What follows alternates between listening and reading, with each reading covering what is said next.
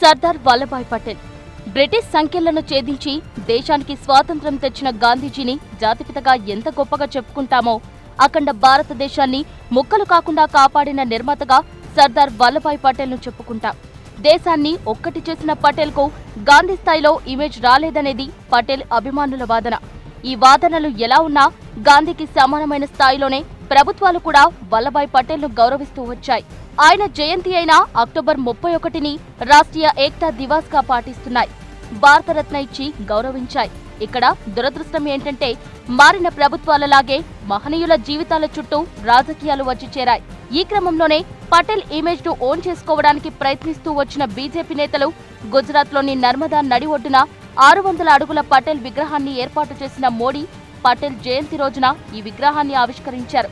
పటేల్ విగ్రహ ఏర్పాటును బీజేపీ ప్రతిష్టాత్మక అంశంగా తీసుకుంటే మరోవైపు ఇదే సమయంలో ఈ విగ్రహ ఏర్పాటుపై పలు విమర్శలు, నిరసనలు కూడా తెరపైకి వచ్చాయి.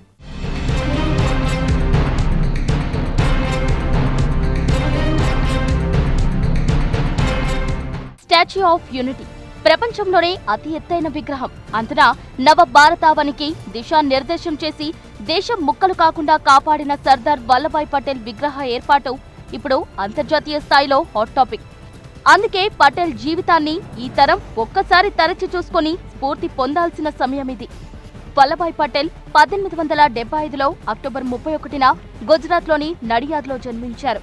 కైడా జిల్లాలోని కరమ్సద్ పెట్లాడ్లో ప్రాథమిక విద్యాభ్యాసం పూర్తి చేసిన పటేల్కు 17 ఏళ్ల వయసులో జావేర్బాతో వివాహం జరిగింది.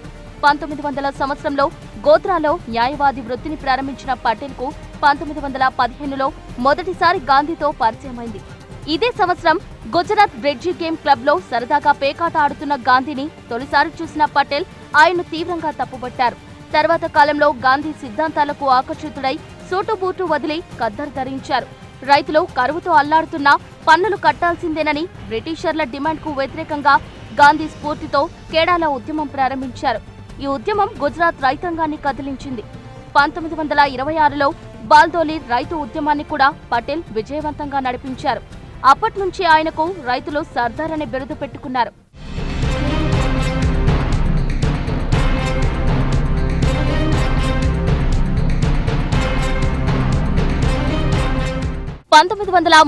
లో భారత జాతీయ కాంగ్రెస్ అధ్యక్షుడిగా ఎన్నికైన పటేల్ స్వాతంత్ర్యం వచ్చాక తొలి ఉప ప్రధానిగా ఎన్నికయ్యారు. అప్పటి నుంచే పటేల్ హవా స్టార్ట్ అయింది. దేశాన్ని వదిలి వెళ్తూ ఆంగ్లేయులు దేశం మొత్తాన్ని ముక్కలయ్యేలా ప్లాన్ చేసి మరీ వెళ్లారనేది వాస్తవం. దేశానికి స్వాతంత్ర్యం ప్రకటించిన సంస్థానాల విషయంలో మాత్రం పైత్యం చూపించారు. అప్పటికే దేశంలో 3 వంతుల భాగం ఉన్న దాదాపు 562 సంస్థానాలకు పూర్తి స్వేచ్ఛనిచ్చారు. మీ ఇష్ట ప్రకారం భారత్లోనే విలీనం కావచ్చు, లేకుంటే పాకిస్తాన్లో కలవచ్చు, అది కూడా కాదంటే స్వంతగా రాజ్యాలు ఏలుకోవచ్చు అంటూ బ్రిటిష్ ప్రభుత్వం ఇచ్చిన స్వేచ్ఛ మెజారిటీ సంస్థానాధీశులకు కోరలు పెంచింది. దీంతో ఎవరికి వారే జెండాలు ఎగరవేయడం మొదలుపెట్టారు.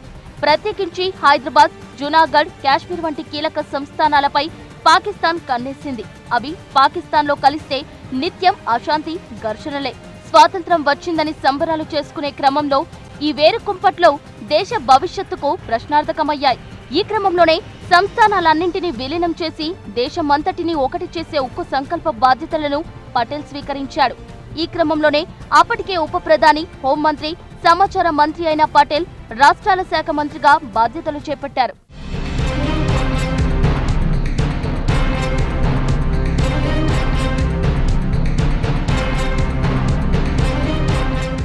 మొత్తం 562 సంస్థానాలు. అందులోనూ జూనాగఢ్, కాశ్మీర్, హైదరాబాద్ ప్రత్యేకమైనవి. వీటన్నింటినీ సామధాన భేద దండోపాయాలతో భారత్లో విలీనం చేసి ఉక్కు మనిషిగా పేరు సంపాదించాడు పటేల్. తాము పాకిస్తాన్లోనే కలుస్తామన్న కాశ్మీర్, జూనాగఢ్ సంస్థానాధీశులకు చుక్కలు చూపించి పటేల్ వాళ్లను లొంగదీయగలిగాడు. అన్ని సంస్థానాలు విలీనమైన హైదరాబాద్ సంస్థానాధీశుడు 7వ నిజాం మీర్ ఉస్మాన్ అలీఖాన్ మాత్రం మొండికేశాడు.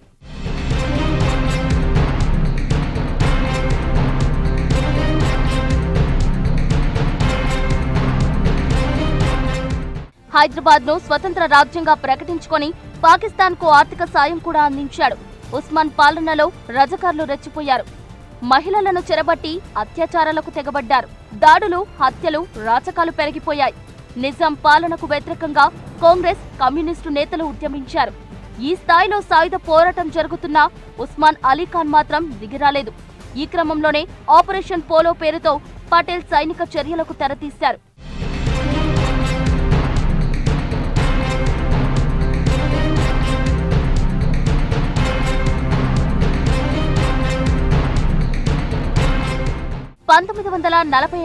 అక్టోబర్ 14న ఇండియన్ ఆర్మీ హైదరాబాద్ లోకి ప్రవేశించింది. ఈ ఆపరేషన్ స్టార్ట్ అయిన 4 రోజుల్లోనే ఉస్మాన్ అలీఖాన్ తాను లొంగిపోతున్నట్లు ప్రకటించాడు. ఈ చర్య తర్వాత అన్ని సంస్థానాలు విలీనమై అఖండ భారతం ఏర్పడింది. పటేల్ పేరు భారత్ చరిత్రలో సువర్ణాక్షరాలతో లిఖించబడింది.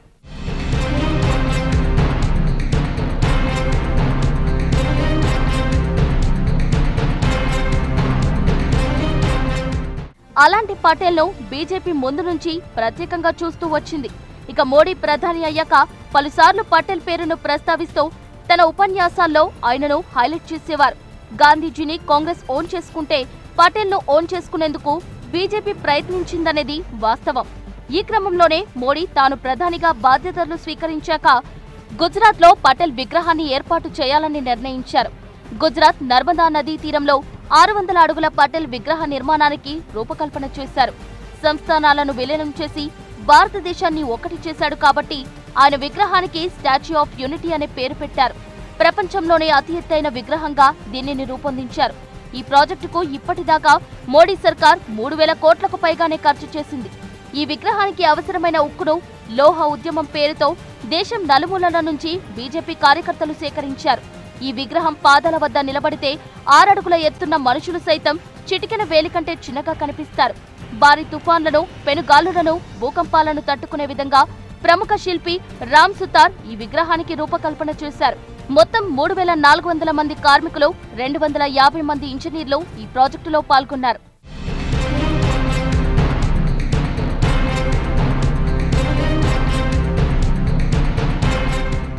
రాష్ట్రీయ ఏక్తా దివాస్ అయిన పటేల్ జయంతి రోజు అక్టోబర్ 31న మోడీ ఈ విగ్రహాన్ని ఆవిష్కరించి జాతికి అంకితం చేశారు. ఇదే సమయంలో ఈ విగ్రహ ఏర్పాటుపై వ్యతిరేకతలు కూడా వ్యక్తమయ్యాయి. స్టాచ్యూ ఆఫ్ యూనిటీ ప్రాజెక్టు కేవలం విగ్రహ నిర్మాణానికే పరిమితం కాలేదు. కొత్త రోడ్లు వేయడం, ఉన్న రోడ్లను విశాలం చేయడం, 5 స్టార్ హోటళ్లను నిర్మించడం, వివిధ రాష్ట్రాల గెస్ట్ హౌస్ల నిర్మాణం, టెంట్ సిటీ, రోప్ వే, పులులు, మొసళ్ల సఫారీ లాంటివి కూడా ఈ ప్రాజెక్టులో భాగంగా ఉన్నాయి. నర్మదా నది దక్షిణం వైపున నర్మదా డ్యాంకు దిగువ భాగంలో ఈ విగ్రహాన్ని నిర్మించారు. దీనికి ఉత్తరం దిక్కున స్కూల్ పనేశ్వర్ వన్యప్రాణుల సంరక్షణ కేంద్రం, రిజర్వ్డ్ అడవులు ఉన్నాయి.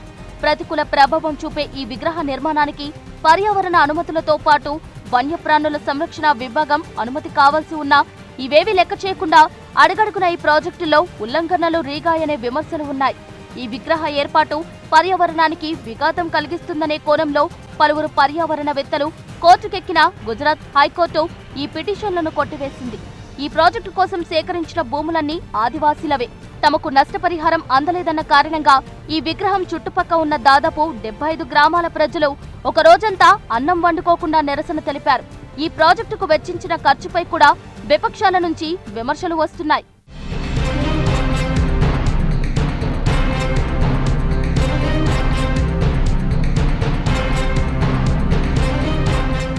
అసలు బీజేపీ నినాదమే చిన్న రాష్ట్రాలు, అలాంటివి బీజేపీ నేతలకు ఐక్యత విగ్రహాన్ని పెట్టే హక్కు ఎక్కడిదని కాంగ్రెస్ నేతలు ప్రశ్నిస్తున్నారు. కావాలనే తనపై వ్యతిరేకతను తగ్గించుకునేందుకే ఎన్నికల సమయానికి మోడీ కావాలనే ఈ విగ్రహాన్ని తెరపైకి తెచ్చాడని విమర్శిస్తున్నారు. మరోవైపు బీజేపీ మాత్రం పటేల్ విగ్రహం తమను మరోసారి అధికారంలోకి తీసుకొస్తుందంటూ లెక్కలు కడుతోంది. మొత్తానికి ఇన్ని రాజకీయాల నడుమ, ఇన్ని ఆందోళనల నడుమ ఇంత గొప్ప విగ్రహ ఏర్పాటును పటేల్ ఆత్మ హర్షిస్తుందా అనేది ఇప్పుడు $1 మిలియన్ ప్రశ్న.